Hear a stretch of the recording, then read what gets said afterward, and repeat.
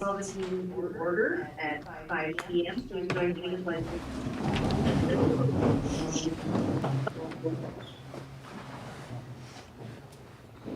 Ready to begin. Allegiance to the flag of the United States of America and to the republic for which it stands, one nation under God, indivisible, with liberty and justice for all. Rebecca, I think your microphone's on.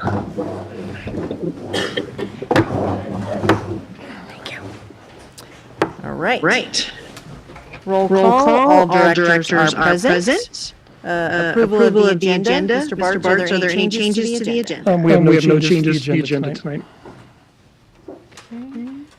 Do I have a motion to approve the agenda? I'll motion. Second. All in All in favor of the motion to approve the agenda, say aye. Aye. Any Any opposed? opposed?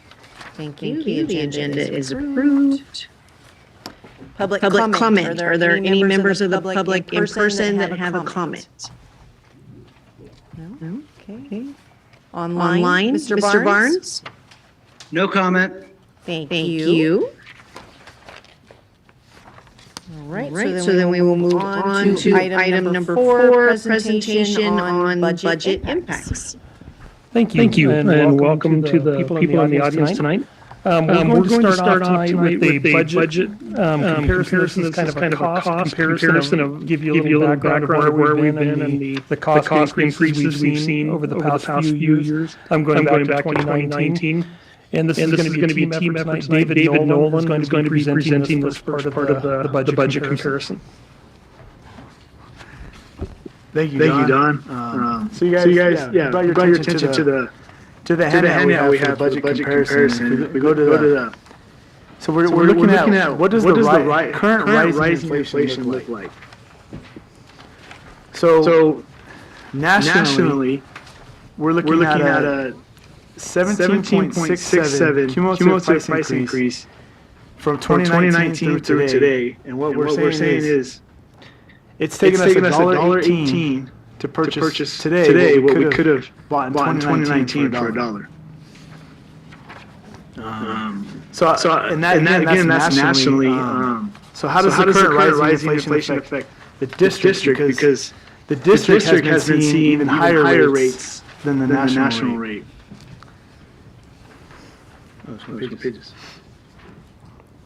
So we have a cost increase by category from 2019 to 2020. As you can see, just large jumps. These are some of our major costs and some of the costs we've seen the largest increases in.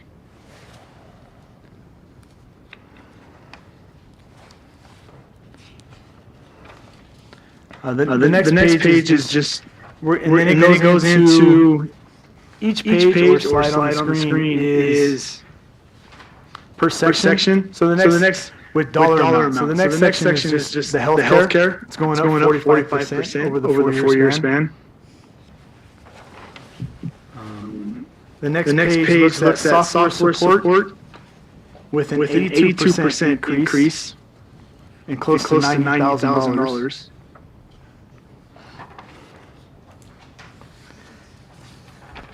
The next page is for the property liability and vehicle insurance for the district with the 41% increase.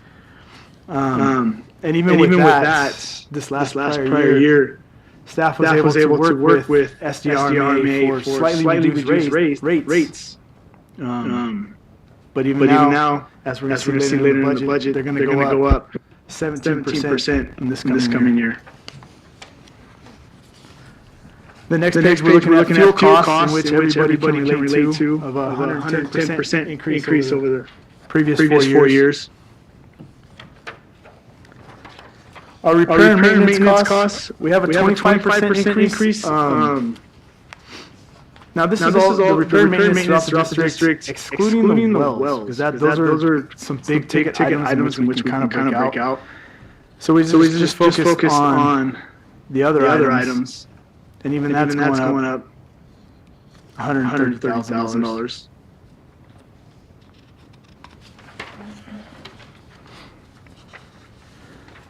The next page looks at Edison and our utility costs, which are, I guess, one of the main costs in the district for pumping the water and distributing it. With the 75% increase over the last 4 years, it's over $600,000. Just a little history. When we first started the district, the electrical costs were a little bit over $1 million a year. With some efficiencies that we put in place over the years and being a little more intelligent about it, we were able to cut it down to, I think it was in the $600,000 a year range. And you can see it slowly crept up to 2019, $850,000. We're now $1.4 million, even with the decrease due to less consumption and production on the wells.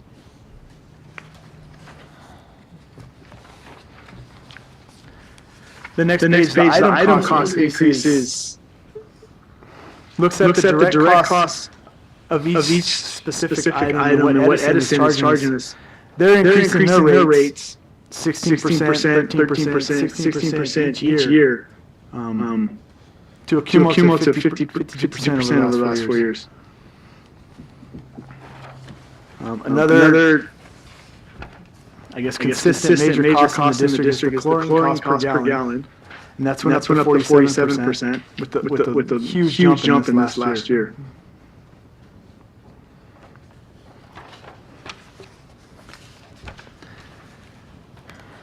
And then some of our, and then we tried to focus on some of the parts that are used, mainly out in the district repairing, that goes into the repair and maintenance costs. Over the last 4 years, we pulled out three major items and tried to provide the detail there.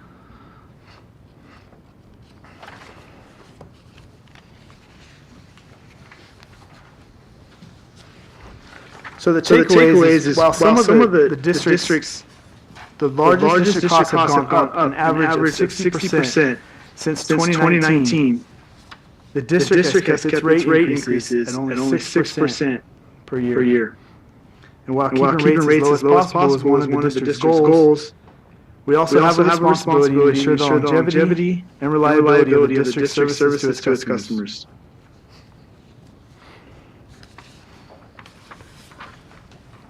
Some long-term capital improvement projects have had to be deferred and pushed down the road a little bit.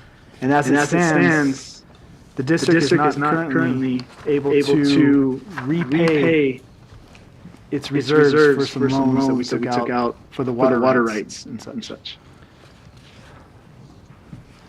So when we're talking about not being able to repay the loans, it's money that we would have borrowed out of reserves to make a purchase for water rights or things, with the commitment that we'd made to put that money back over a period of years and kind of weaning ourselves off of the tax money too at the same time. So we're going to go over that, some of that a little more detail with the review of the draft budget for 2023-24. And we can take questions as we go through. We're more than happy to do that. And I believe David is going to be presenting this part. This is part of our session planning. As this side of the room gets older and that side of the room gets younger, quite a bit younger than we are right now, we're giving opportunities to staff to step up and do some of the things that they haven't had an opportunity to do in the past. Usually this would be something that Lori would handle. But this is the first year that we're turning it over to David. Good luck. Thank you again, Don. So we wanted to highlight some of the inflation and the way it's impacting the district, because as we dive into this budget document, the first page 5, we're looking at, to start off with line 13, the total consumption for the budgeted year for 2022-23 was $4.8 million, and our estimated year is going to come in at $4.1 million. So we're looking right there at a reduction of $728,000. So we're just kind of, that right there is just kind of started off getting into introduction. So off that estimated year in of $4,129,000, we're budgeting the standard 6% rate increase plus an additional 5%, which is due to the new meters being installed and being able to get a little bit better capture of the water that's been going out. Yeah, and I'd like to jump in here too real quick. When we're talking about the water consumption being reduced from what it was in the past, if you look back at the 20, all the way to the left column, the 2021 budget year was about a little roughly over $4 million. The prior year, 2023 budget was 4.8. And we had a number of high-end users, which was a lot of the grows and everything, that were up in those upper tiers. And as the Operation Hammer Strike happened and they removed a lot of the grows, we did have a good reduction in the amount of water, kind of taking us back to what would be a normal year. If you look at the comparison between the prior year, 21-22, and the actual year estimate for 22-23, you can see a slight increase there. And take that, the budget number was a little bit high due to the number of grows that were busted. So you're seeing still a little bit of growth, but it's lower than what was projected due to conservation. We'll just call it conservation. Oh yeah, and an extremely wet year. And this has been extraordinary compared to what we've had in the past number of years. David. Okay. So jumping down to line 22 for the total water meter charge. That is going to be the 6% approved rate increase to the meter charges. So that's going to be an increase of $178,000. For a total water sales, $7,673,575.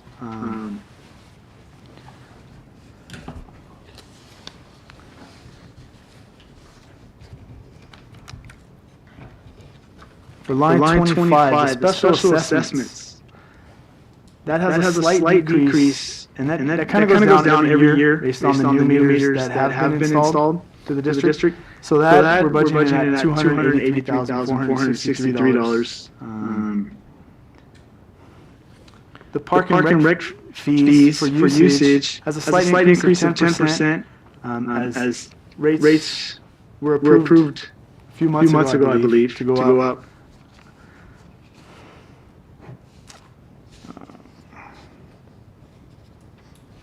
For other services income, lines 31 and 32. Again, that was an approved rate increase. So that's going up 26% to $182,000. And administrative fees are going up to $122,603. And that's for the credit card fees that are charged in the office. And that directly offsets the fees that we are charged by the credit card companies and the banks. So that brings our total gross profit to $8,202,097 for an overall 8% increase and $614,811.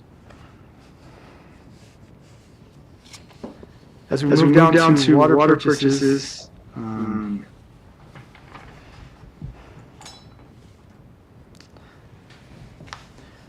we're doing a 10% increase per the Water Master Report for admin and bio fees. We're budgeting that at $17,893. No real increases for makeup water.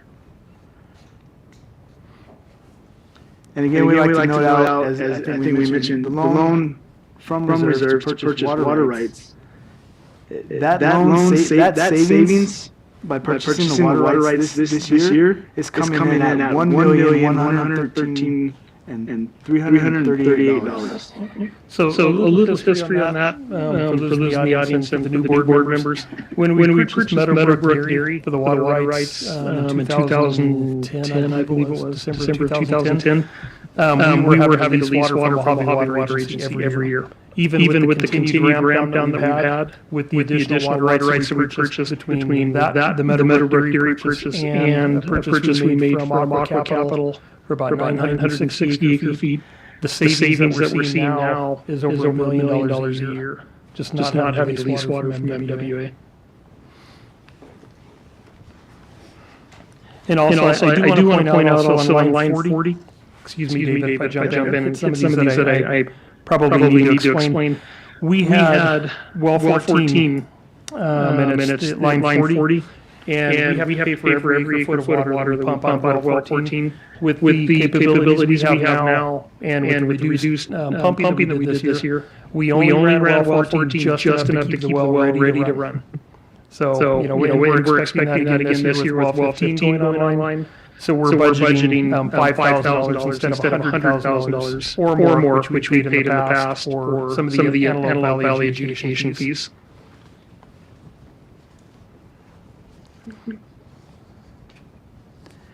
So that brings us down to the salary and benefits section. We're looking at salaries, line 44, with an increase of 15.2%, which includes COLA and merit, and the addition of one employee to help with the solid waste billing and taking along what's going to be going on with that this coming year. We did have a recommendation from the finance committee to look at overtime. It's kind of one of the only lines we can kind of, I guess, tighten up a little bit, look at. So Sean, if you'd like to take over what we found. Sure. Thank you, David. With that recommendation from the Finance Committee, the Water Operations Department looked at, identified, and enacted operational changes to some of our overtime and a net savings of close to about 10% of our overtime hours. So we were able to reduce just a little bit over 300 hours through some operational changes for close to it, about a 10% net hour savings to the district. So is that shown and reflected in this line? It is not, but I'm looking, that savings to the enterprise fund to line 49, I believe we're going to be able to reduce that by $18,000. Yes.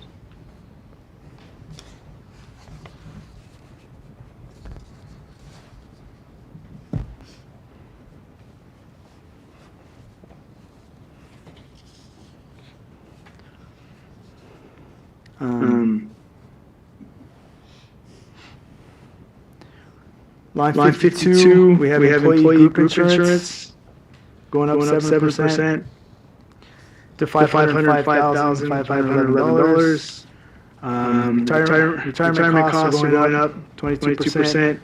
That's coming directly from CalPERS. Well, not all of it, but half of it. CalPERS is increasing their rates. So the total for salaries and benefits are going up 14.3%, which includes the COLA, the merit, and one employee, for a total increase of $518,620. Were there any other questions on that section? Yeah, just so you know, too, the employee that you're seeing is over in the governmental funds on that side of it, so it's not in the enterprise fund.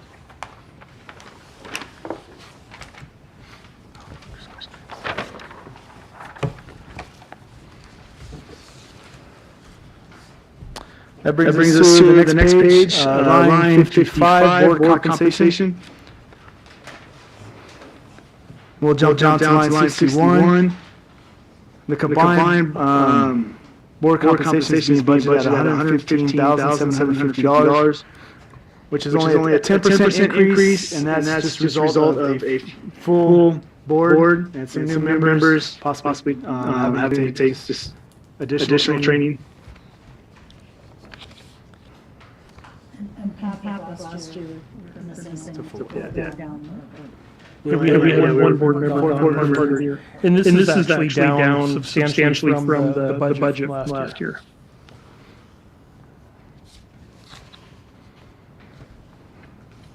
down 10,000. Right?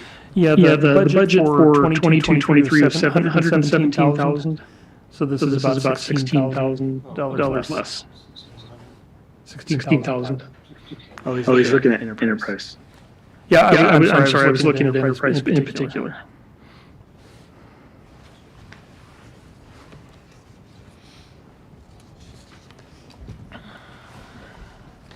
So as we move down to line 63 for the accounting and auditing and accounting fees, we're keeping that pretty close to what it was this year, at $25,500.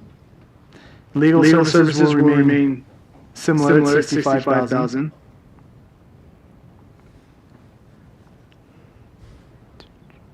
Outside services. That's going to decrease 47% down to $126,000 due to some one-time services that we experienced in this year for the home field mitigation.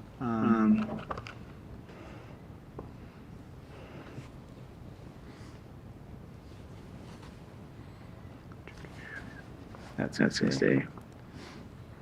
So line 70, the total professional fees of $455,000 is a decrease of 17.7%. So that's decreasing to $98,175.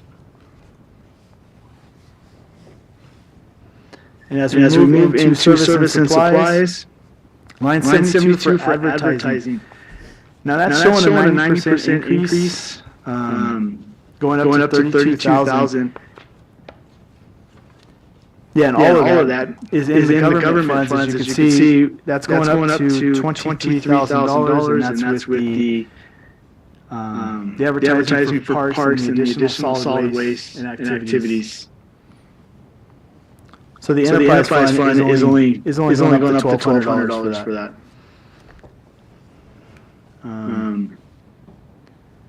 As we move down to line 76, education and training is $76,425, and that's a good thing. Thank you. We have multiple employees continuing education and trying to just grow for the district. And I think we're going to see similar with a few planning to be finished in this coming year.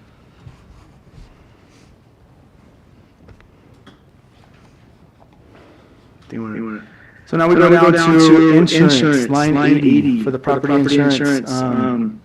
That, as I mentioned earlier, is going up to 17% from SDR and RMA. So that goes up to $193,000. And the vehicle insurance is the same 17%. So those two combined are going up close to $43,000. And then we have fuel costs on line 82. We're budgeting a 5% increase up to $135,087. Because as we see, prices have been around that $5 range all year long, and I'm expecting just to stay there. Because we incurred most of the increase in this last year or two when it went from $3 to $5. So we've already experiencing that in this current year, 22-23.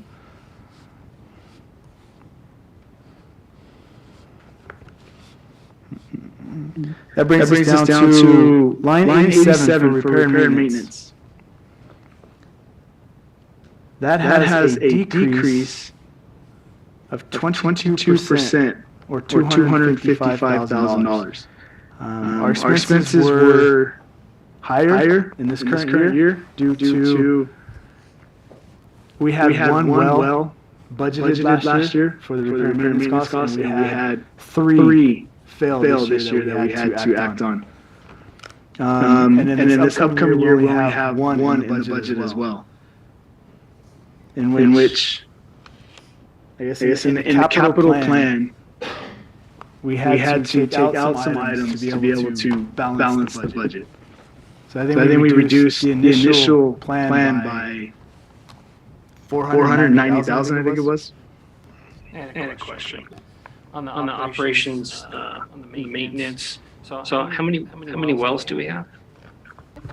14. 14 wells. Okay. And how many booster stations?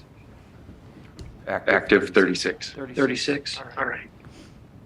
Thank you. 36 stations with multiple boosters in each one.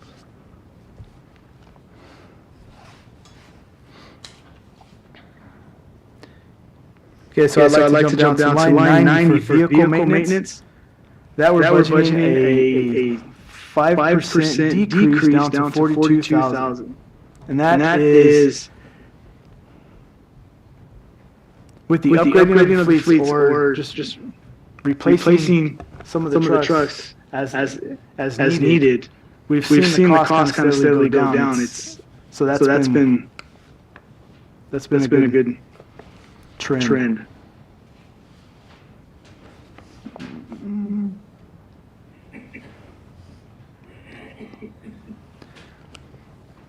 Line 93 for programs. That has a budget of 86,930 with the majority of it in the governmental funds of 72,000.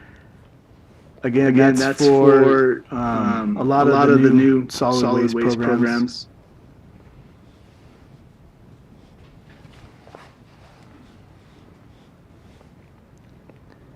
Line 97. We're seeing a postage increase of 5%. With rates were just increased 3%. 3 cents, sorry. In the last few months.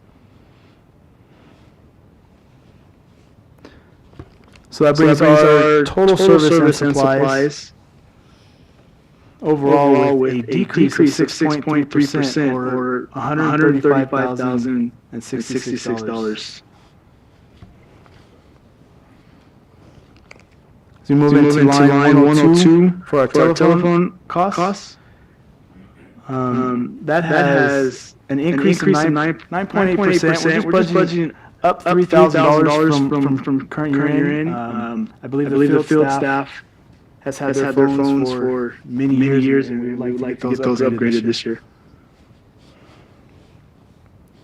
The Edison costs on line 103 has this coming year, we were informed of a 4% increase. So that is a total increase of $60,594. And we are going to keep the solar credits similar to what we saw this year. Prior years it was up and down, but we're hoping to see some consistency now going forward.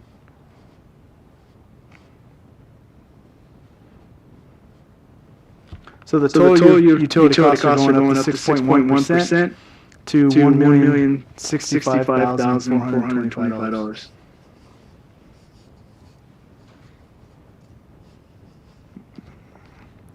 We move down to line 110. Depreciation expense is going to decrease by $109,000 this year. So the depreciation for the year is going to be $1,870,596.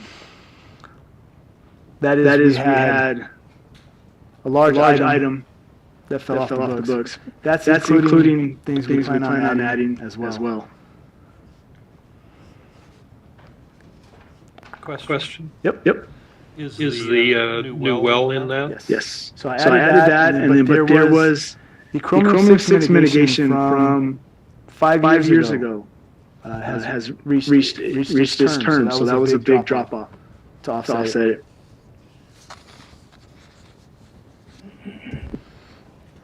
So the total expense for the district is an increase of only 2.7% or $250,303.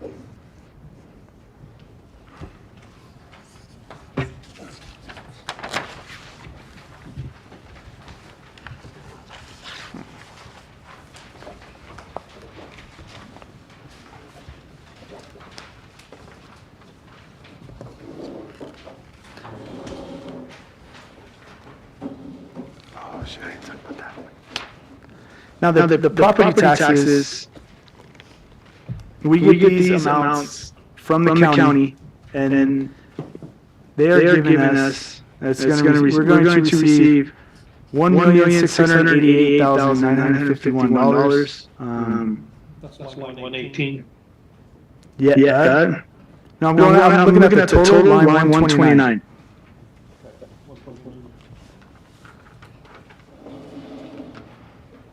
And then from that,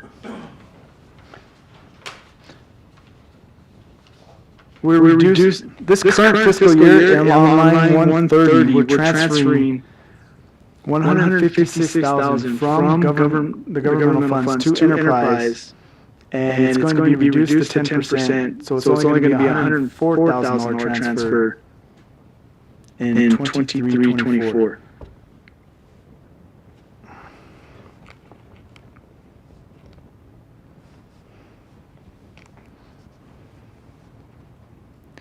Line 133 for penalties and other fees.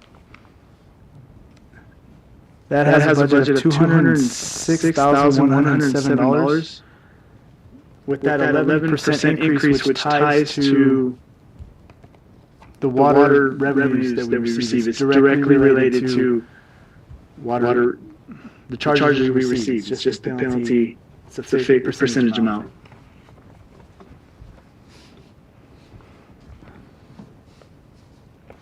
The solid waste franchise fee for line 136. That is going to remain what we received in 22-23. We were not given a rate increase that we know of. That's coming in at a 0% increase. So as we move into meter installation and connection fees, we're budgeting a 20% reduction in new meter installs. So that brings us to a total amount of, for meter installation of $83,000. And connection fees, we're assuming a rate increase offset by the 20% reduction. So that's coming in at $427,000. But of that, about half of that is set aside for water rights and resources as part of the permit fee itself, which also we kind of skipped over in the water consumption revenue, the tier 3 revenue. That money, half of that money is also set aside for water rates and resources. So if we, I hate to flip back. On page 5, line 6, that $339,000 is set aside in the reserve account for future water rights and resources that may need to be purchased. And it was enacted due to the high production that we were seeing.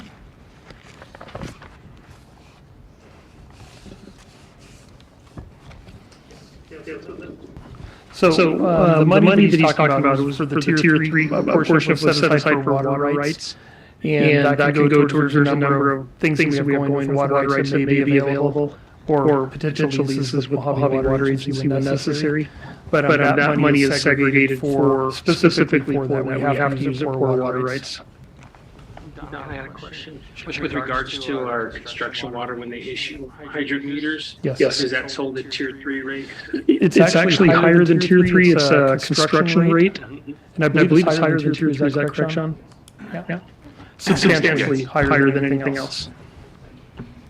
What's the total reserves now that we have for the money that's set aside? It's about $500,000, I believe. Yeah, between the two, about $500,000. The tier 3. Cumulative? Yeah. And it's, I believe, It's only been 2 years, I think. yeah, not even 2 full years. Oh. It's averaging about $350,000, maybe a little bit more than $350,000 a year. So as of March 31st, it's $550,000 that we have in there.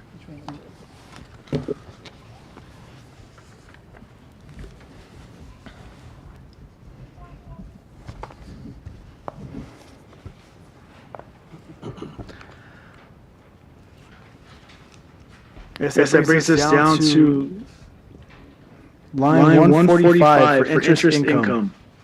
With the rising interest rates over this last year, the district was able to benefit from that and generate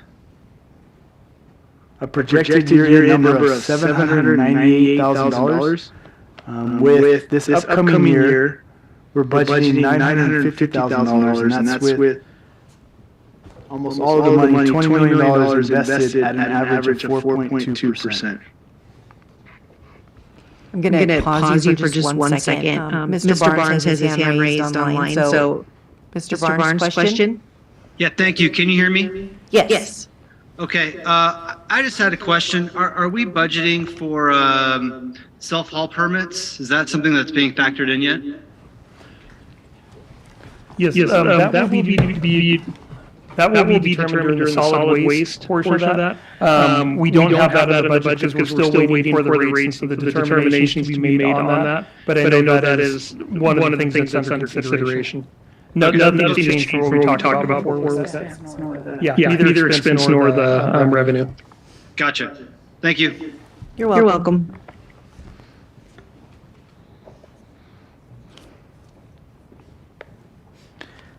Yeah. On a side note from that, I think on the interest income, we are budgeting to generate $614,000, which will cover the Civic Center loan principal and interest payments this year.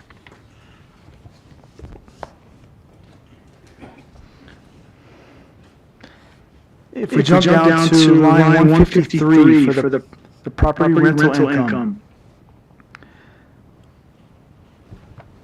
the budget is reading $224,220. But we were just made aware that I guess Aspen is going to continue to lease the site, and there was an increase to the sublease at one of the sites. So that $224,000 now becomes $386,220. So that's an increase of $162,000.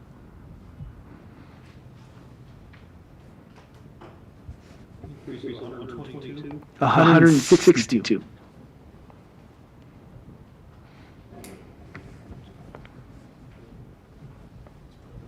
Yeah, to break that down, just generally, the lease that we have next door is, I believe, $6,500 a month for the lease for the storage, which will be moved to another site. They want to continue, from what I recall from Sean talking, they have a two-year contract, so that is expected to go on for some time. And with the leases of the dairy property and the sublease for the containers, just that alone works out to approximately $328,000 a year from the revenue from the leases at the Meadowbrook dairy site.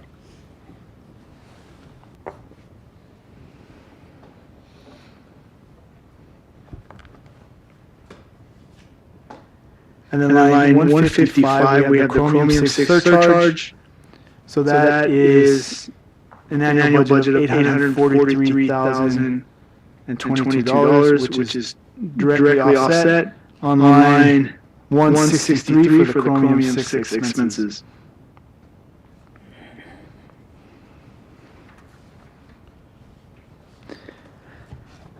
We look at line 160 for the interest expense. Interest expense this coming year is going to be $512,710. That's showing a 38% increase because of the addition of the Civic Center lease.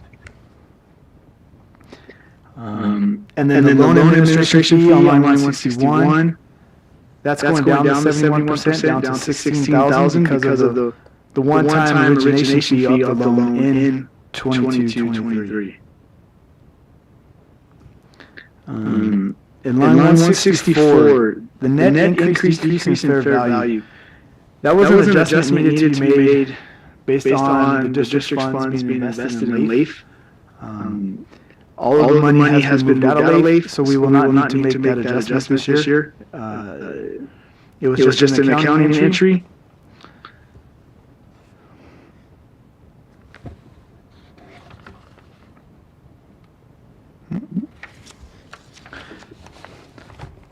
So I guess as I jump down to line on the next page, line 168. That brings the district's net income for enterprise funds to $761,674.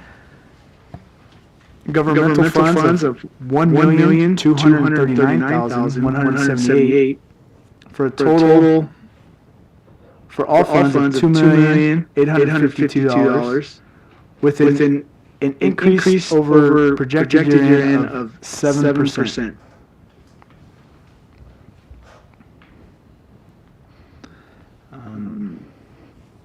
And after we add back the 40% of depreciation and the principal payments due on the loan, that gets us to line 171 for a net income for enterprise funds of $643,294.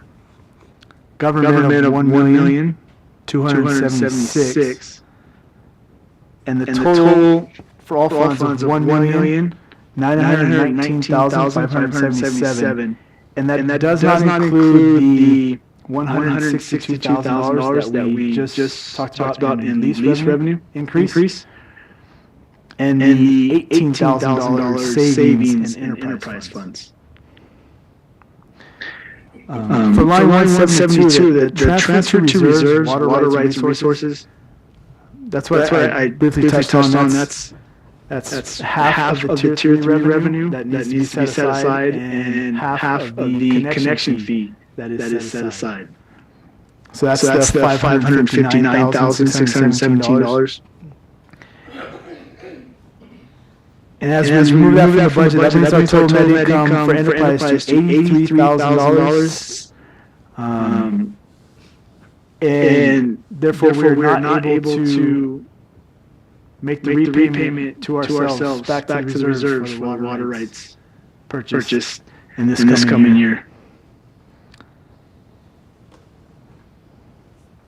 And then from that, is there any other questions? As in, Lori's going to talk about some of our cash requirements.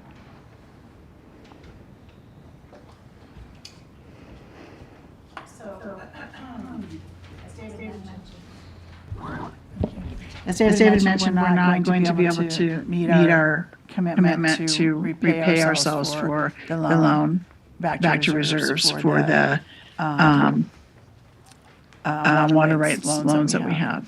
But in addition to that, you can see our actual estimated year end is a lot different than what we expected it to be. And that is also going to be impacting our ability to repay ourselves this year. We will not be able to do it this year either. So what I did was I prepared for you. This is a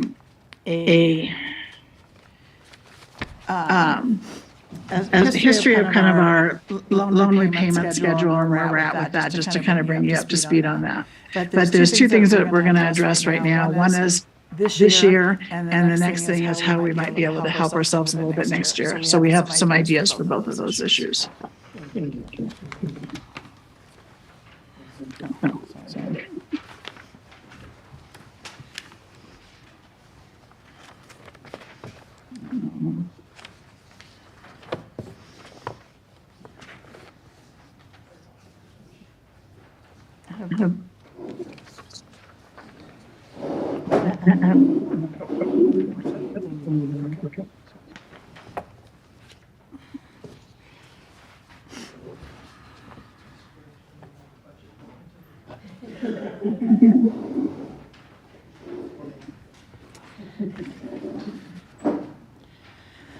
Okay, so if you're looking, you can see the history of when we started attempting to take these reserves out back in 2016-17, trying to repay ourselves for the loans. And we added it to the budget, and then we had issues probably similar to what we're having right now, in which we weren't able to do that. So you can see in 2017 year ending 2017, year ending 2018, 2017, we weren't able to take any. 2018 was less than what we had hoped to be able to contribute. And then in 2019, we were able to kind of start stepping up our game with that a little bit and get back on track. And in 2000, beginning in 2020 is where we first, because of, that was part of the rate study where they incorporated the stuff into the rates so that we can get ourselves back to where we need to be with our reserves.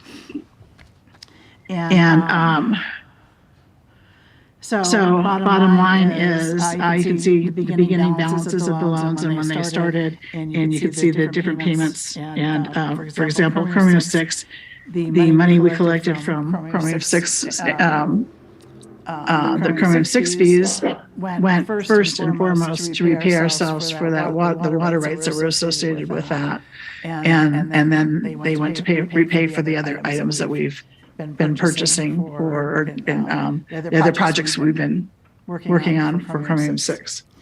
The dairy rights, water rights, Don talked to you about that already. And then recently we had to add 1.19 million loan again to ourselves to cover our settlement and the adjudication with Antelope Valley. So for that's the Well 14 issue. And so bottom line is we had $6.9 million that we loaned ourselves to do different things. And to date, we've repaid 4.7, so there's still $2.1 million remaining to be repaid. And of course, we wanted to do it within 10 years, and that's just not happening. So we're continuing on with that. So the next part of this equation is, okay, so where are we with our cash and how, with regard to this stuff? So the audience. Do you want to take one? Okay, thank you.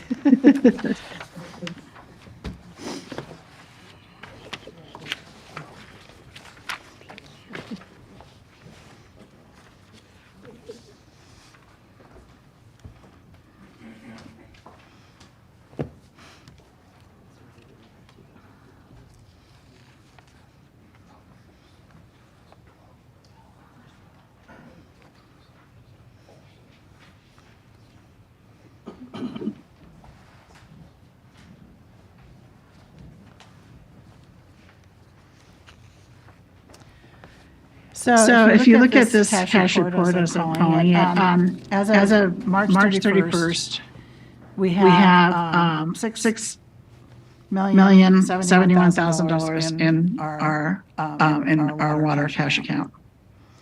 And of that, $6,056,000 is the lease for that we got the money for the building that we can't spend on anything but for the building. So. And then in addition, we have Well 15 that we are working with right now. And that's part of the Chromium 6 project. But if you go down below, you can see that we've collected $5.4 million to date, and we've spent $5.2 million to date. So that only leaves us with $218,000, which is what that amount is at the top there, that we have to still pay. The balance of the one, because Well 15, there's still a balance of a little over $1 million that needs to be paid out. For the Well 15, yeah. And in fact, that's going to be on our next agenda. We're basically going to have to borrow again from ourselves, from the replacement reserves to pay that. Because effectively, that $829,000 is approximately 1 year of CIP or collection that we do for the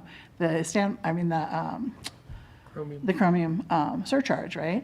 That's about how much we collect a year, just a little more than that. So we're about a year behind in what we're spending versus what we've collected. So then we have the Superior Tank obligation that we have. And then we have to, and then we take out, we have to transfer over $155,000. That was part of our budget this year for tax revenue that we're still reliant on. And so that brings us down to a negative $315,000. And that's just for this type of thing. That doesn't include regular operations where we're bringing in money and paying for our day-to-day operation stuff. So, but the estimated year end for that, as we identified in the budget that we just spoke about, it showed $305,000 estimated year end. And then if you subtract out, when we subtract out the water rights obligations that we have to move out of operational money, that brings us to a deficit of $200,000 for this, estimated for this year end. So what are we going to do about that to get ourselves squared away this year? Because we've had some hits. We had the reduction of revenue that, from what we were expecting between the loss of consumption in certain areas and the rain. We've had these huge hits that we're not keeping up with, with our rate increases that we have right now.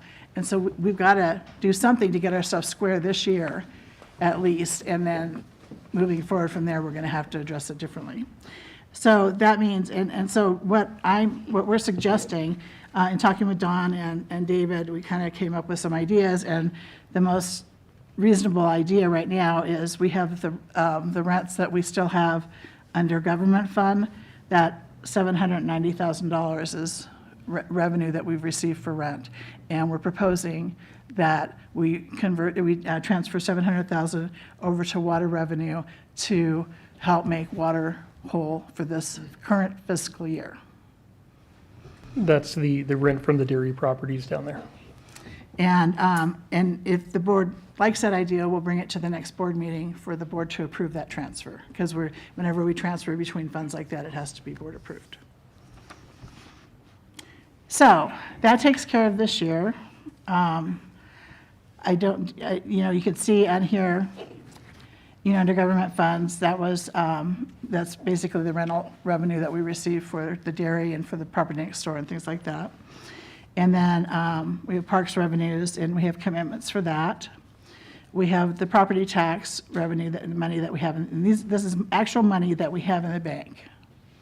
And so we have transfers of that we have to do at year end. We have a $2 million commitment in property tax toward the building, and we have a $775,000 commitment for the Civic Center from Parks for their shares of that when we got the loan, and we talked about all the funding for that. That's what part of that is. Plus, we have the $2 million grant that we're getting from the feds. We should say we've already received it. We don't have it when we start the project, we'll be able to start drawing off of that. So then, what is that doing to our replacement reserves? Well, if you look under column E, you can see that we have, $4.3 million in replacement reserves. That's after the loans that we still have outstanding. We have our minimum reserves, and we subtract out the loans that we still have outstanding on that we're not paying back right now. And then, so the net is $4.3 million. And so $700,000 of that is to pay for the meter replacement because that's what that's for. It's a replacement. As we depreciate these things, money should be going into reserves to help pay for these things when they have to be replaced. And so the $700,000 is coming out of there for meter replacement. And then the other $800,000, which is temporary, that'll be put back in next year when we collect the money. So, but that's getting our replacement reserves down quite a bit. But I think that it's a reasonable place to be until we can have a better look at. We have our rate study that's under progress right now for the board to find out what the impacts of that Tier 3 was. Well, in the meantime, we've had all this other stuff that's really impacting our potential rates as well. So we can talk about. Did you want to talk about that, Don, at all? Yeah. As far as it goes, okay. The tenure. About Okay, so, well, I guess wait on that. Okay, so that takes care, that brings us whole for this year, the current fiscal year that we're in, if we transfer that money over. So then that brings us to this budget year, and again, we're not repaying our loan. So, what do we do about that? Well, we can't do anything about that unless we raise rates to help cover it and help cover some of these costs. However, we do have the rent next year, which is about, it's 386,000 is the total, David? For the year, that we're also recommending that we take that and use that, as we've done in the past, to help pay down the reserve loans. And that would be our recommendation for the next fiscal year, is to go ahead and budget to use that money toward that, if the board approves that.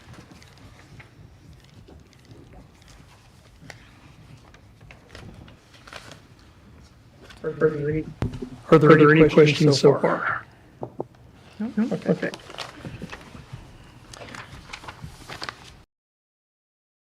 I lost my agenda in the stack of papers over here.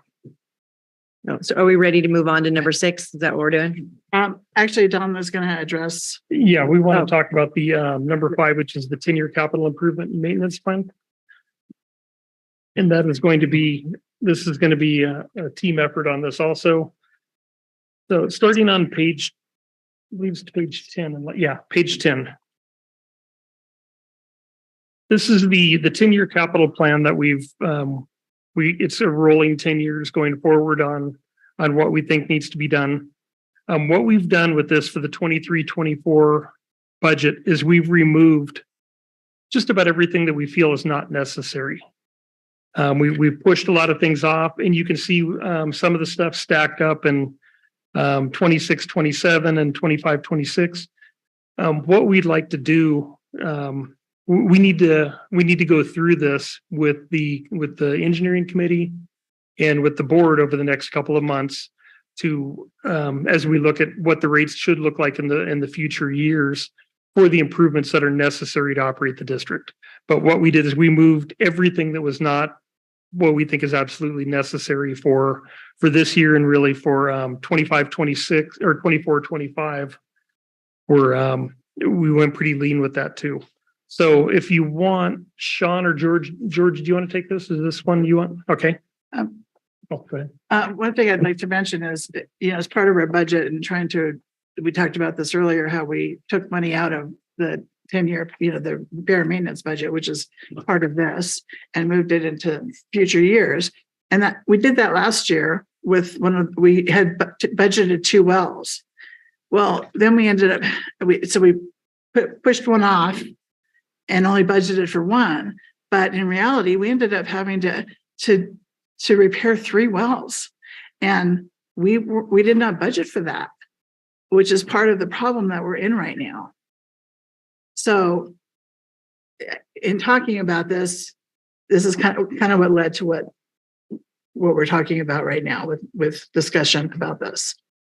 That's what replacement reserves are for, right? That's exactly what it's for. Right, but we have to have a way to replace the money. Yeah. So it all fits together, and that's kind of why it's important to talk about all this stuff at one time. And yeah, you're exactly right. We have we have different reserves, and a replacement reserve is specifically for replacement. And what we did is we draw that down, but we also have the goals where we would like those reserves to remain. So that way, if we have something that happens next year, instead of keep drawing it down, we want to pay back those reserves and get them back to the levels where the board has determined they should be, or what our goal is. We can't always achieve that goal. Some years we can do better than others, but it seems like in my history of working for water agencies over the last 35 years, you have years, it's cyclical.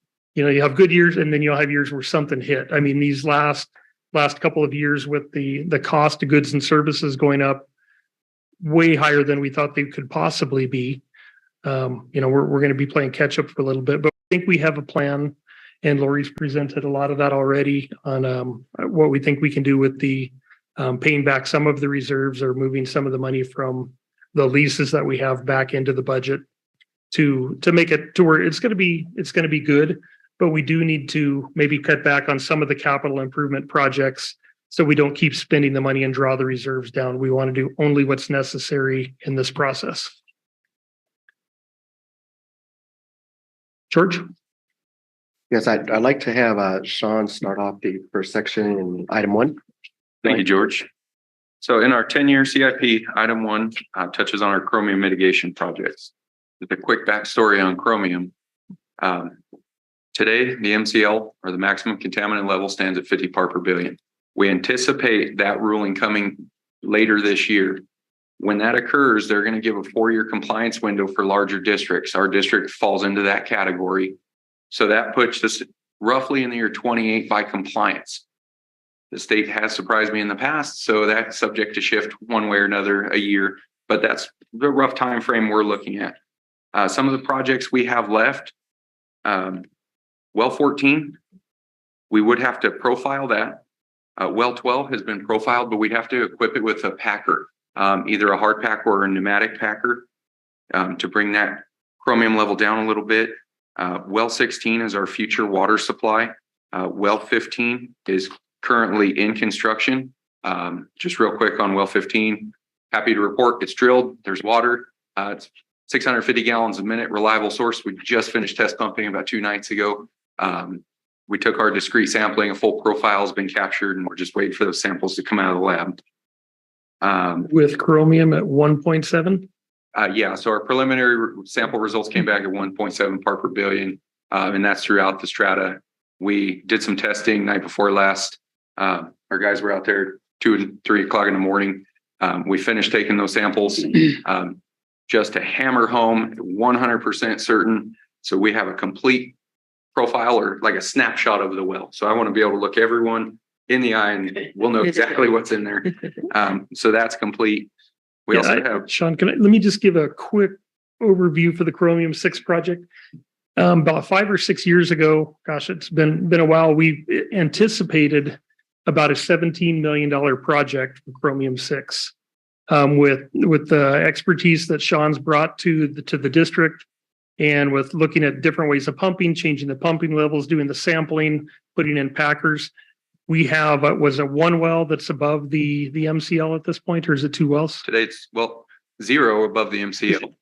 But the proposed MCL. The proposed, we currently have 2, and that's 14 and 12 left. Yeah. We've been able to reduce the chromium in a number of our wells, 5 to be exact, and get that below 10 part per billion by playing with pumping levels or treating them different.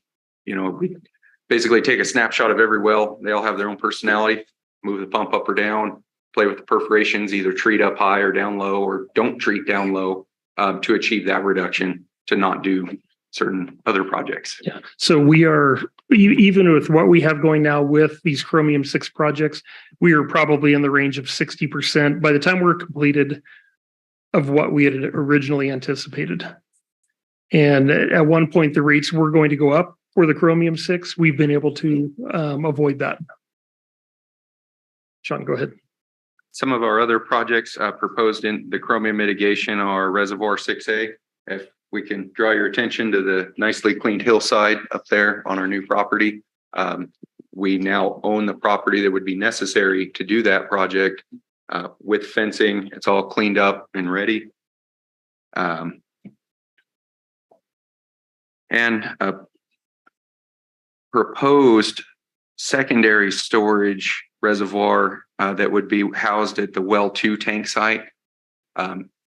With well 15's project being a success, landing in some of the highest production we have in our district with some of the best water quality, along that new pipeline that staff's going to be starting installing on Monday.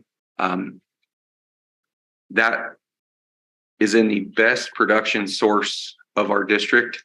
So in the future, there will be the need for more storage capacity along that corridor to feed the east side of our district. And it's those 4 or 5 projects there in chromium mitigation that kind of encapsulate everything that is going to be required to be in compliance. Just a quick broad overview. Lori and I are working together on bringing a full financial picture of chromium and all the projects associated with, and we'll do a full presentation on the profiling, the associated costs, what projects have been completed, and the last couple that are left here in our 10-year CIP. Happy to answer any questions. I know there's a lot in line one. There's several different projects, but we feel we have a really good handle on our production sources and the behavior of them within.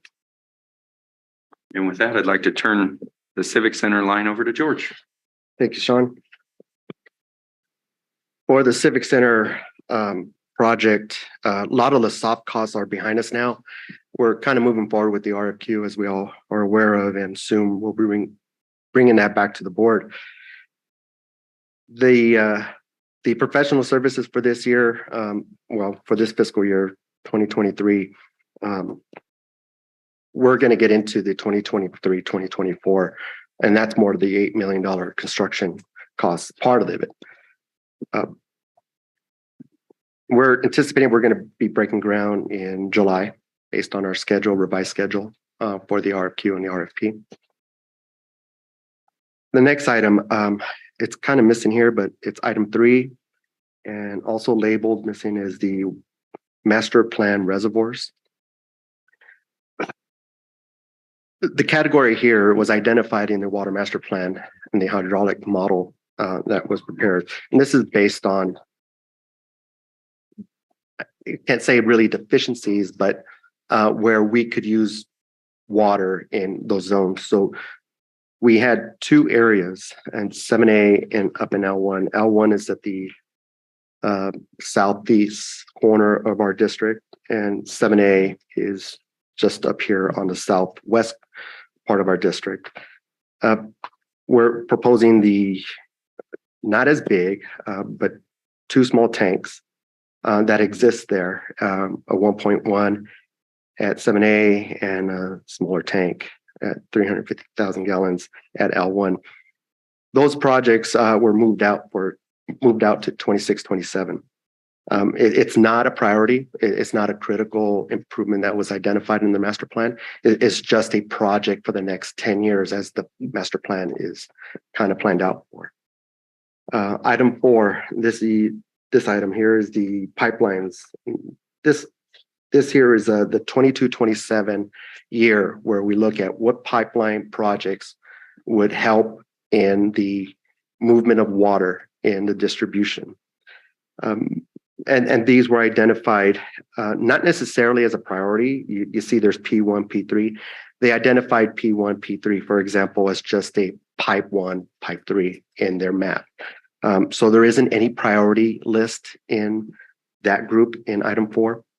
And so that's kind of like really spread out through our CIP table. When we get into item 5, these are like down the line. This is beyond the second, I'd say the next master plan update in year 32, 42. Those projects are moved out to year 32, 42 in the table, as you see far right. Again, this is not a high priority projects. These are just recommendations for system improvements. Smith Springs, item 6. This is I guess we call it a pet project, something that we've had on our table for a while now, about capturing the flows from the spring to a tank. And many years ago, there was a plan when there was some grant funding available for parks, and this was an area of interest. So that capture tank is still on our CIP list, and it keeps getting moved along every year after year. Again, it's not a priority. Land expansion sites. This is pretty much like we'd call it a land acquisition for future reservoir sites. This is also a land item that we have in place. We took advantage of that this year with tank site 6A. And line items 9. George, I got a question. I'm sorry. I want to jump back to the master plan. Yes. On the water. So the master plan is developed and looked by fire flow, storage, and then our preventive or our maintenance records, right? So that determines the number of leaks per pipeline. How do these projects make it to the master plan, and what's the ranking and how they make it to the master plan? You're not throwing a lot at you, but No, absolutely. That's fine. If you look at what is existing and what is proposed, really is line size. okay. So they look at fire flow. In this region here for item 5, it's more in the industrial commercial location. So that, in my opinion, and others have different ideas about this, is the developer, when they need that demand, should invest to improve the water system. Development pays for development. I'm fully, yes, I support that 100%. for their fire needs, right? Yeah. And there was a lot of changes that's happened back in 2012 with fire now, not necessarily system to fight the fire or mitigate the fire, but now sprinklers have been incorporated into residential. So that kind of helped diminish that requirement for fire flow. Not that it's gone away, but it's kind of brought down that requirement. So majority of these that are on the capital improvement plan out of the master plan are based for fire flow or future flows to support the grid. The ones that are for upsize, yes. The others are more for movement of water. Okay. So the volume of water. All right. Thank you. Yeah. Item 9, meter replacement program. I believe Sean has an update on that or so. So in the fiscal 23-24 year, the 700 that we have budgeted will close out phase 5 of our meter replacement. We're scheduled to close out somewhere between the next 9 to 14 months, depending on material availability. Our meter replacement project will be complete and whole. That's why in the future, you don't see anything for that particular line. Thank you, Sean. Item 10, the urban water management plan. This is the plan that we prepare every 5 years. It seems like we just completed it last year, but in 2 years, we'll be revisiting this to update the urban water management plan. So we have that budgeted out for 24-25. And the water master plan for item 11, that includes updating the hydraulic model. That's for 28-29 to begin work on that. In my opinion, and the way technology has evolved and our proposed plan for the future for the GIS and hydraulic model that we use now, there's not much work that's going to be done by the consultant on the hydraulic model. It'll now be done internally. So it'll be dynamically updated as we grow, whether with the mainline extensions or system adjustments with pressures and all that. So back then, modelers were the thing. And now moving forward with GIS, the integration with SCADA, and the hydraulic model, it's becoming more of a internal adjustment and more dynamic than it was static. So next page. Sean? Sure. Line 12 are vehicles. If you notice in the year 23-24 and beyond, it's $65,000 per year for field trucks. Staff and the board, thanks to the board, have done the heavy lifting in years past of really updating and modernizing our fleet. As David mentioned, we see our maintenance costs decrease. We've done that because we've updated and modernized our fleet so they're not as old, requiring as much repairs. And we've gotten to the apex of that to where we don't have to replace multiple vehicles per year. Now it's a simple 1-for-1. And we have a 12-year vehicle replacement plan that cycles out those vehicles at the 12th year.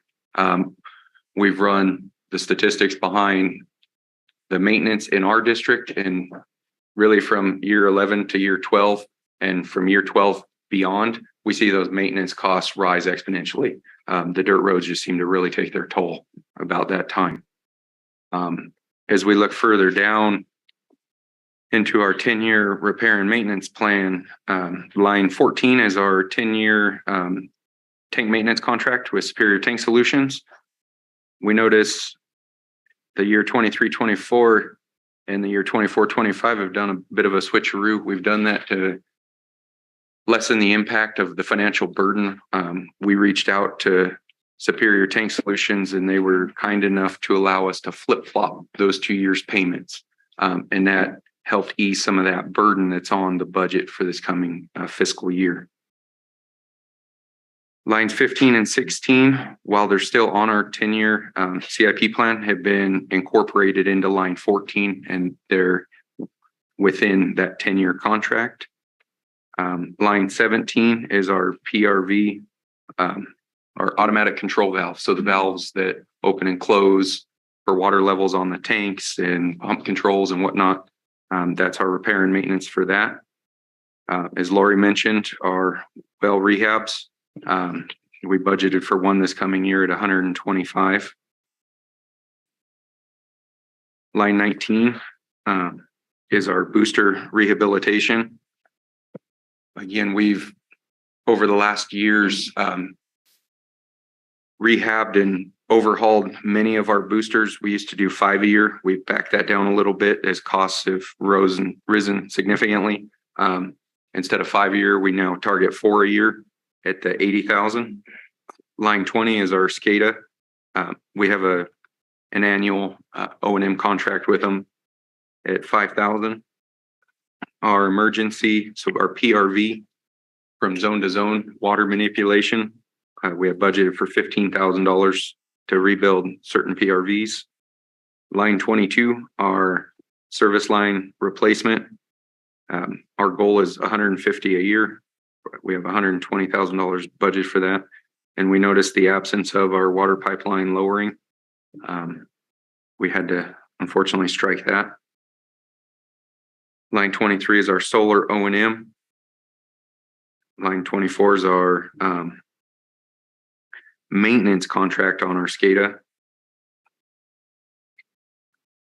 Line 25 is our lab analysis for UCMR 5, and our district's going to fall into the compliance cycling in 24-25. And finally, line 26 is our vegetation mitigation. So we budgeted $5,000. We bring in our CAL FIRE crews, the heavy lifting of our site maintenance. Hey, Sean, could you please explain the UCMR 5, what that means for the people that don't know the acronym? Certainly. Unregulated contaminants requiring monitoring, rule number 5. This is the 5th time the EPA mandates. So when folks ask, I want you to test everything in our water. There's 2 groups to that. There's everything we look at and have levels to, and then there's the ones that we don't. The EPA comes out with these rules every few years. Typically, this last one, we looked at haloacetic acids and heavy metals quite heavily. And then more often than not, we get a lot of our regulations out of these rules. UCMR 3 gave birth to the arsenic, lowering from 100 to 10. UCMR 4, chromium, PFAS. We had originally budgeted $25,000 for UCMR 5. They redrew sampling requirements. The EPA looks at chlorination as treatment, as where the state of California and us do not see it as treatment, the EPA does. So they'll say pre and post treatment. Well, when you talk to us in this state, that doesn't mean a lot. It's pre and post chlorination. Well, the EPA, so we have to live by the UCMR 5 EPA requirements. Luckily, they said it's only post chlorination this year. So, or the coming year. That indicates to me they're going to be looking at like disinfection byproducts such as haloacetic acids, nothing source water like we saw in 3 and 4. UCMR 3, we had travel blanks even. We were looking at the part per trillion. They would give us blank vials we had to open up in the field for background contamination because it's in the part per trillion range. They did not give us guidance on like cologne or lotion. But when you're down in the part per trillion and they're giving you a travel blank to accompany your sample, we know they're looking at source water or like different contamination. It seems like UCMR 5 has gotten a little more gentle, a little more user friendly. So a net savings of the district of $10,000 in that. Perfect. Thank you. Every time Sean samples, it comes back with aqua velva. So Happy to answer any question. I know that we have a lot in the 10-year repair and maintenance. Happy to answer any questions if anybody has any. With that, I'll turn it over to George for our government funds capital improvement project section. Just real quick before you go, on page 10 is what I was talking about. Those, the 10-year capital improvement projects is what the board is going to be reviewing, engineering committee, and really refining that over the years. So that's something we'll be looking at over the next few months. And the repair maintenance. Oh, and the 10-year repair and maintenance also. Because we keep kicking stuff down the road. And actually, I think that as far as the government fund portion of it, we've gone over it, unless Steve had anything that he wanted to add or talk about. Or if the board had any questions on it, we went over this when we did the capital plan. The only things that we changed were in the enterprise portion, which is the items highlighted in yellow on page 11. Were the items that were changed since that meeting. With the board, we can go over the government part if you'd like. If you don't feel the need, we can move on.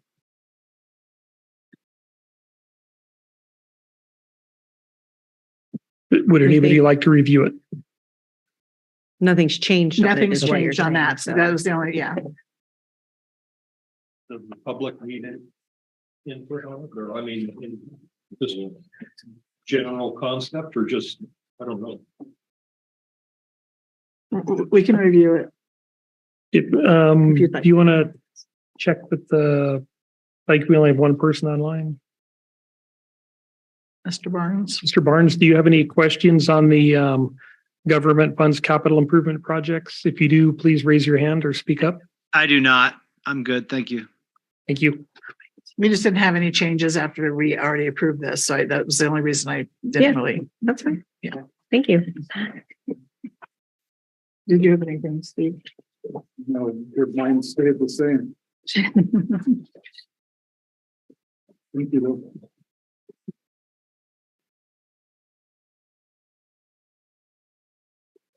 Which brings us back to this. Yeah. Okay, so if you can refer to page 9 now, it's the capital expenditure budget. And this kind of consolidates everything that we've talked about. And this talks about the CIP projects, where the funding source is coming from. So I'll go ahead and go over that if you'd like to.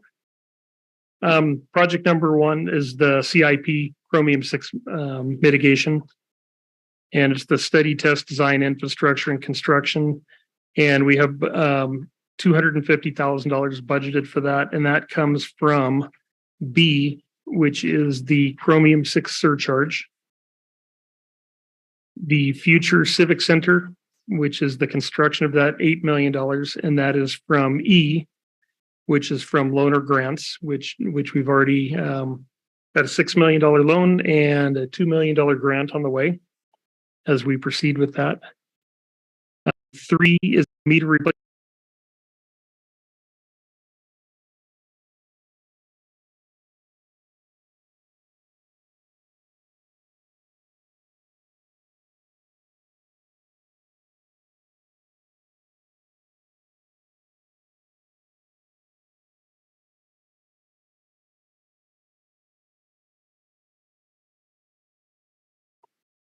And that is coming from I, which is the existing funds, loans, or grants, government funds. 5 is solid waste, potential capital projects of $35,000 for a total of $4.7 million. The total capital improvement projects are $13.65 million.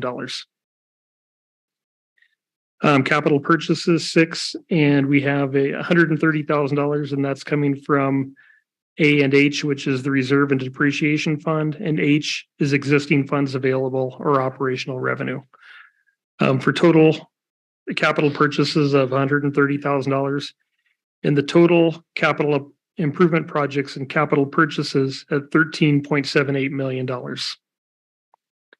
And then at the bottom, it just shows the sources of funding for those how much out of each one. Are there any questions on the capital expenditures? No.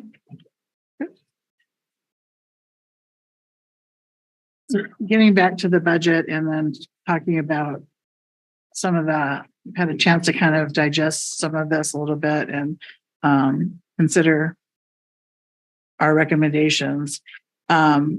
If the board agrees, we'll bring that transfer of funds to the next board meeting for consideration. The 700,000 transfer of funds to make this for this current fiscal year. And then we can budget, change the budget to use the rental income for the repayment of the reserves in water. Bring that back. That doesn't need to come back. That can just be added to the budget and along with the changes that we talked about here tonight. And then the draft will be going to the finance committee. But I think unless we had any other recommendations for changes. Mark, yes. Mark, he's shaking. Well, no, I mean, I assumed that we were going to Discuss. Absolutely. throw in more 2 cents. Some point. Now's the And time. that'd be the time. Do you have 2 cents? No, I got a nickel. Oh, go ahead.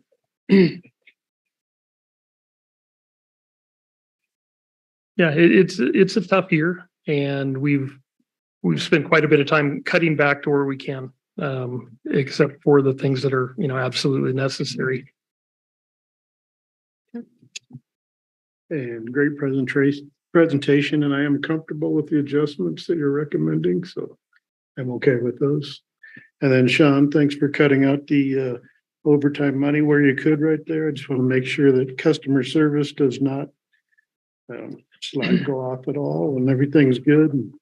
I can guarantee you it will not impact customer service whatsoever. Thank you. Okay, so a lot of numbers, so I'm going to make sure I understand this. So the 386,000 lease income, that's what you're talking about, is going to go back into reserves. Yeah, that's in government fund, and we're going to we'll budget to transfer that Okay. so that we can use that for loan payback, which we've done in the past. Okay. Which is a comfortable number, right? Because I'm seeing 320,000 the last couple of years. Oh, yeah. Right? Yes, absolutely. We have the 11,000 per month that we're going to be getting from the newer Sublease. sublease, and we have $6,500 a month for the it's not Asphalt anymore, it's something else, but the property next door. and then the stuff that we have with Circle Green is we have contracts for that. So and we're it goes up a little bit each year, and that's absolutely for sure. Okay. So, Okay. Mark? Yeah, it was, we went through this in finance and it didn't look quite as good as it does now, but I thank you for looking at the overtime and then the additional rental income. That helps a lot. We were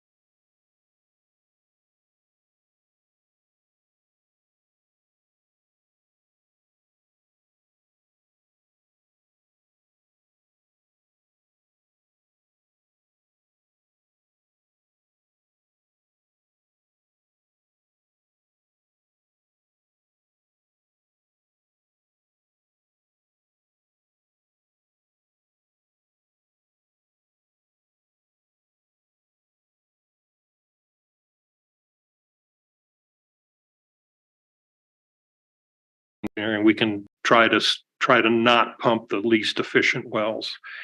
And that's it for now.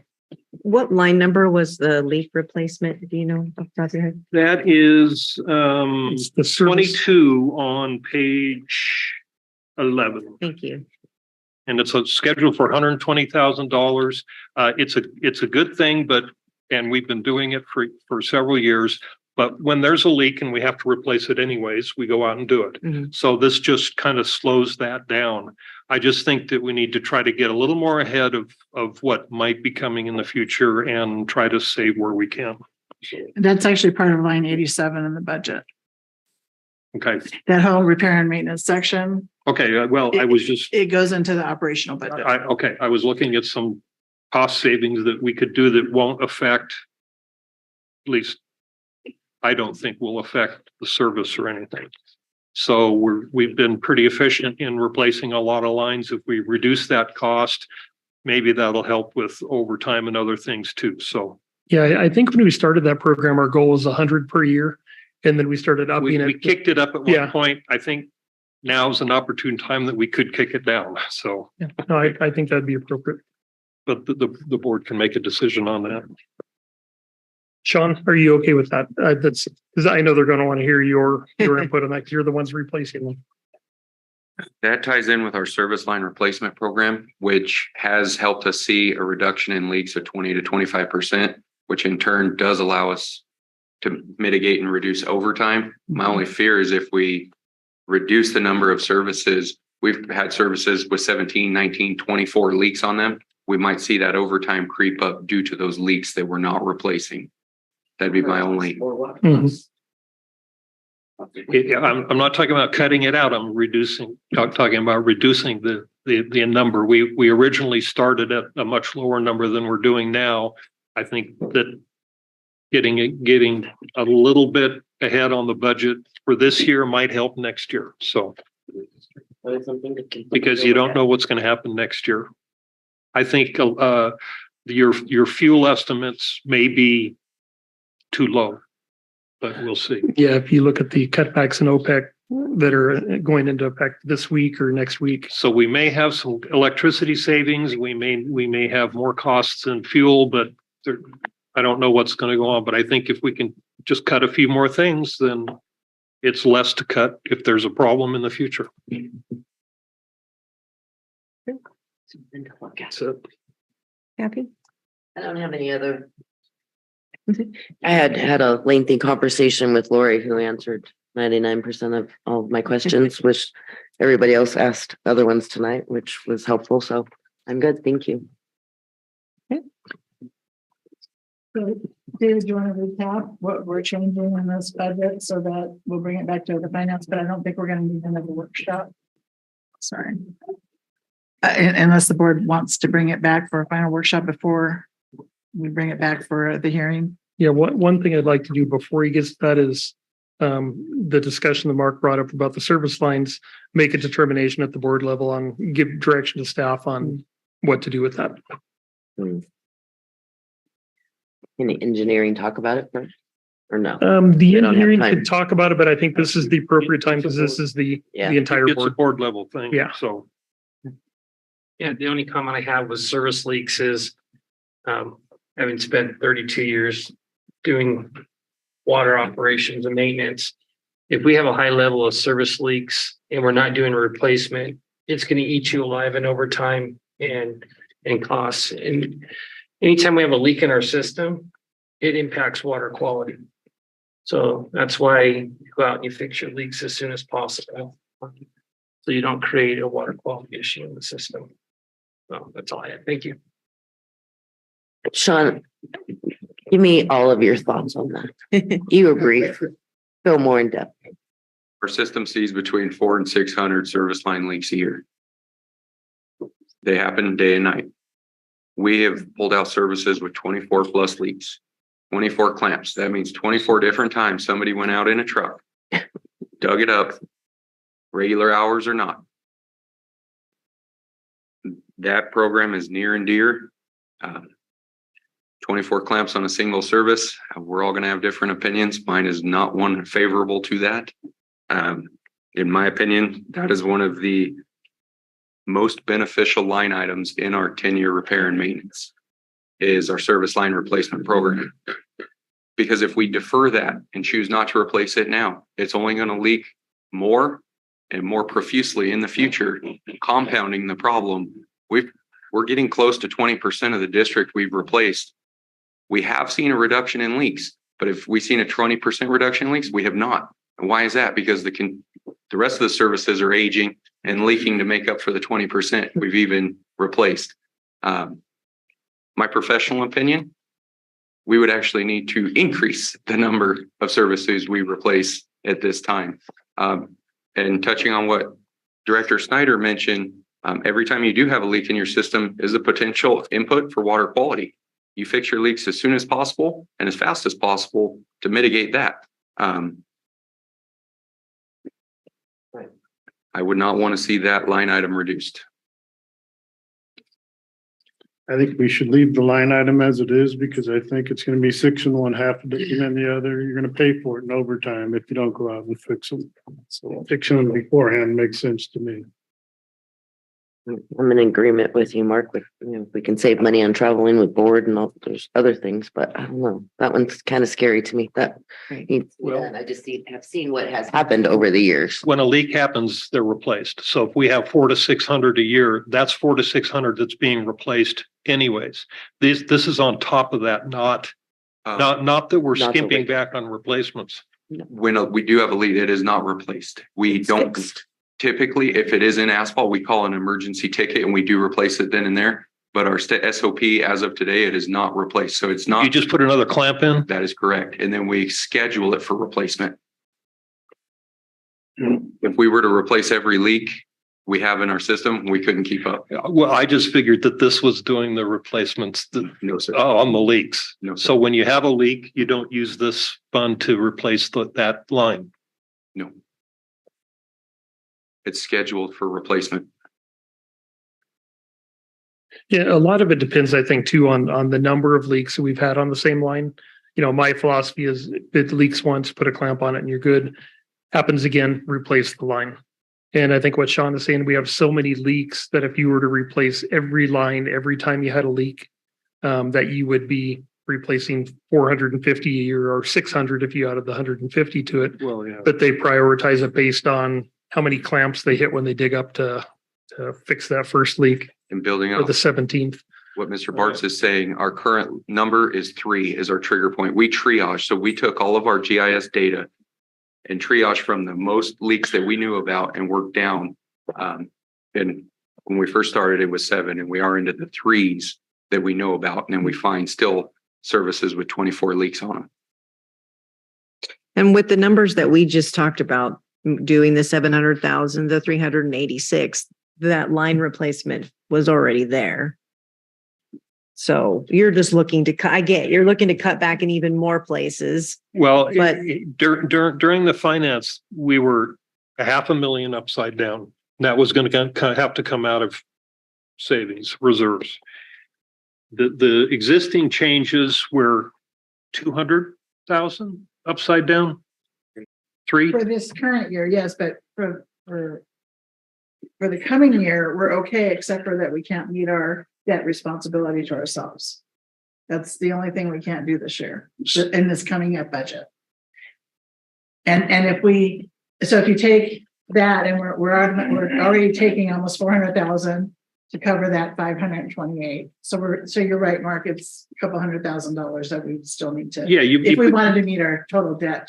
Right, you're basically reduced it by about half between the finance committee and now. Yeah. And so I was trying to look at cutting half of that off somewhere.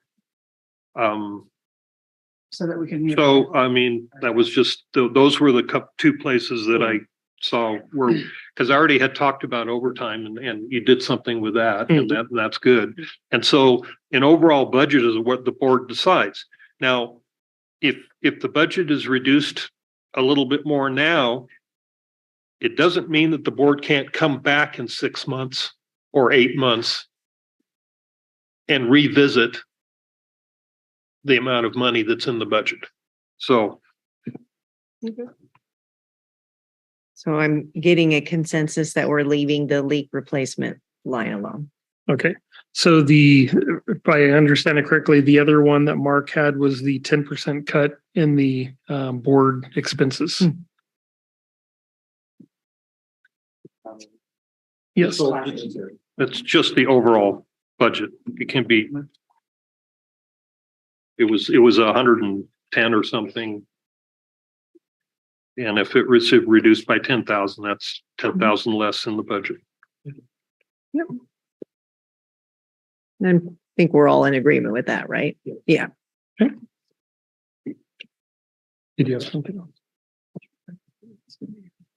Okay.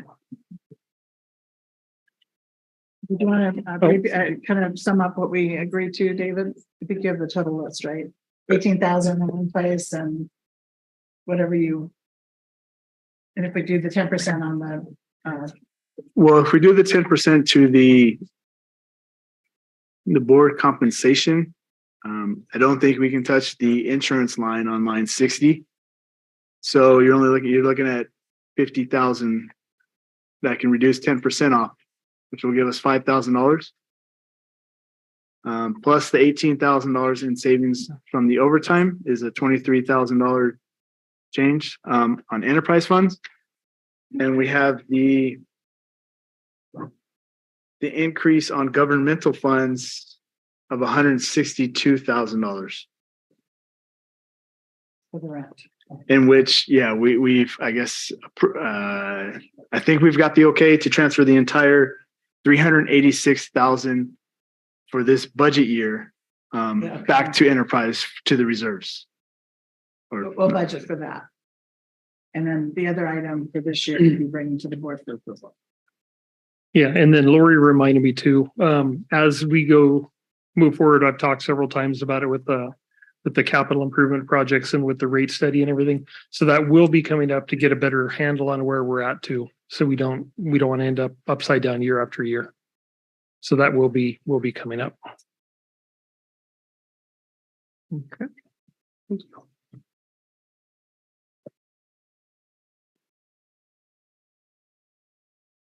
So now if I can get back through my stack of papers, I actually found it. Right. And so our item on the draft budget detail and the staff's recommendation on this is for the board to review the draft 23-24 budget detail schedule, make recommendations for changes if necessary, and authorize staff to continue using these schedules to compile the final budget document for the budget hearing May 10th or June 14th to be determined. And I think we just need a consensus of the board to move forward with that. All right. What's that?